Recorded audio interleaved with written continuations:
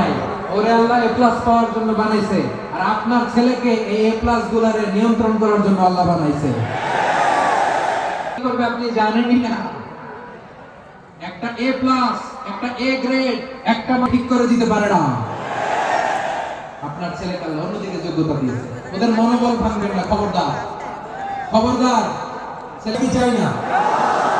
আমরা ভালো মানুষ, শ্রেষ্ঠ মানুষ হতে চাই কি চাই না? ওই জাপানিজদের মতো সব, ওই ইউরোপিয়ানদের মতো কালচার আমাদেরকে আল্লাহ তাআলা কোরআন সুন্নাহ অনেক কিছু দিয়েছেন। যেহেতু বর্তমানে আমরা দেখছি তারা সব, তাদের মধ্যে ভ্যালু আছে, সেগুলো আমাদের মধ্যে আনার দরকার আছে না নাই? আর ইসলাম দিয়ে আমাদের জীবনকে সাজাতে হবে, ইসলাম দিয়ে আমার পরিবারকে সাজাতে হবে।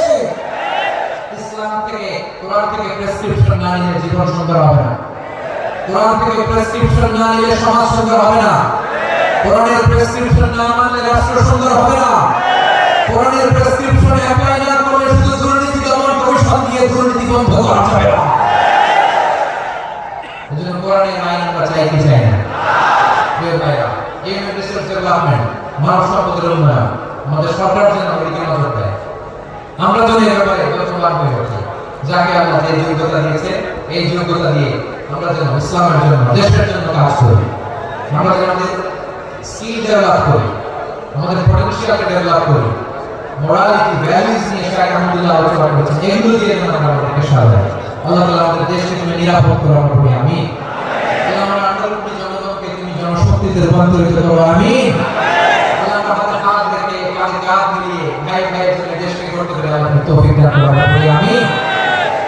আমার প্রিয় মহিউদ্দিন ভাই বলেছেন, হুজুর আমরা একটা ঘোষণাপত্র দিয়ে যাবেন আজকের এই ঐতিহাসিক যশোরের প্রোগ্রামে, যেটা গোটা বাংলাদেশে মানুষের উপর আমল করে।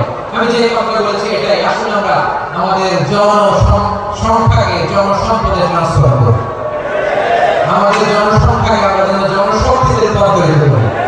জনসংখ্যাকে ট্রান্সফার করে জনশক্তি দিয়ে আমরা যেন আগামীর বাংলাদেশ, স্বাধীন বাংলাদেশ 2.0 কে গড়ে তুলি। আমাদের সবাই এই কথাগুলো বোঝার মতো তৌফিক দান করুন।